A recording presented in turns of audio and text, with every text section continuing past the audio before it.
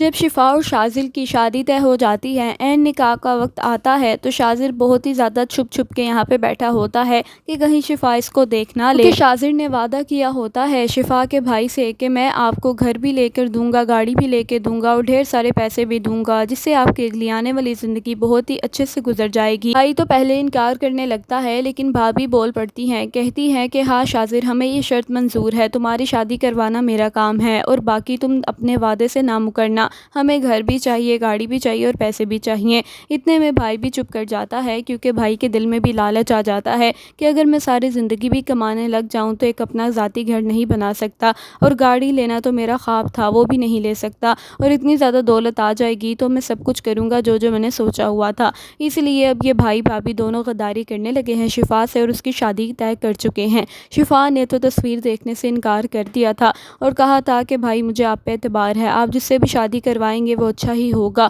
کیونکہ جب میں نے اپنی پسند کی شادی ماں سے کی تھی اس نے تو مجھے بہت ہی بڑا دھوکہ دے دیا اور مجھ پہ اعتبار بھی نہ کی۔ اندر ہی اندر شفا بہت ہی زیادہ ٹوٹ جاتی ہے، کیونکہ وہ شادی نہیں کرنا چاہتی۔ اس نے بھائی اور بھابھی کی باتیں سن لی تھی کہ بھابھی بھائی کو کہہ رہی تھی کہ آخر ہم کب تک اس کا بوجھ اٹھائیں گے، اس کو یہاں سے رخصت کرو، کیونکہ میں نہیں چاہتی یہ ہمارے گھر میں رہے۔ اسی لیے شفا بیچاری خاموش ہو جاتی ہے اور کہتی ہے کہ آپ جہاں بھی شادی کروائیں گے میں کر لوں گی۔ عین نکاح کے وقت جب وہ شاذل کا چہرہ دیکھتی ہے تو ہکی بکی رہ جاتی ہے۔ اس وقت پہ وہ بیچاری کچھ کر بھی نہیں پاتی، کیونکہ اب تو ان دونوں کا نکاح ہو گیا ہے۔ شاذل نے تو اپنا چہرہ چھپایا ہوا تھا، کیونکہ یہ ساری انہوں نے چال چلی تھی تاکہ شفا اس کا چہرہ نہ دیکھ سکے اور شفا کو یہی لگے کہ کوئی اور لڑکا ہے، شاذل تو ہرگز نہیں ہے۔ شفا نے تو سوچا بھی نہیں ہوتا کہ اس کی شاذل سے ہی نکاح ہو جائے گا۔ اتنے میں جب نکاح کے بعد یہ دیکھتی ہے تو شور مچانے لگ جاتی ہے اور کہتی ہے کہ میں شاذل سے شادی نہیں کر سکتی، جس کے جواب میں بھابھی کہتی ہے کہ شفا خاموشی سے یہاں پہ بیٹھ جاؤ،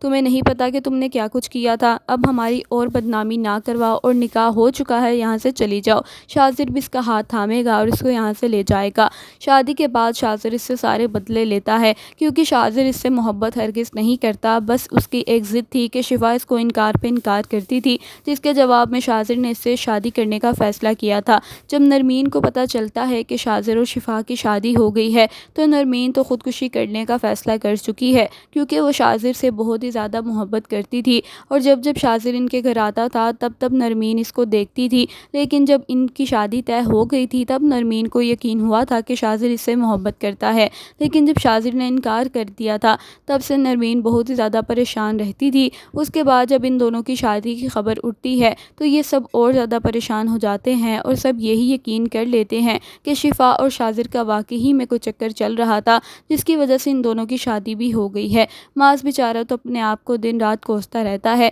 کہتا ہے کہ آخر میں نے کیوں تم پہ اعتبار کر لیا تھا شفا، تم اتنی گھٹیا نکل سکتی ہو میں نے کبھی سوچا بھی نہیں تھا۔ چینل کو سبسکرائب کر لیں۔ اللہ حافظ۔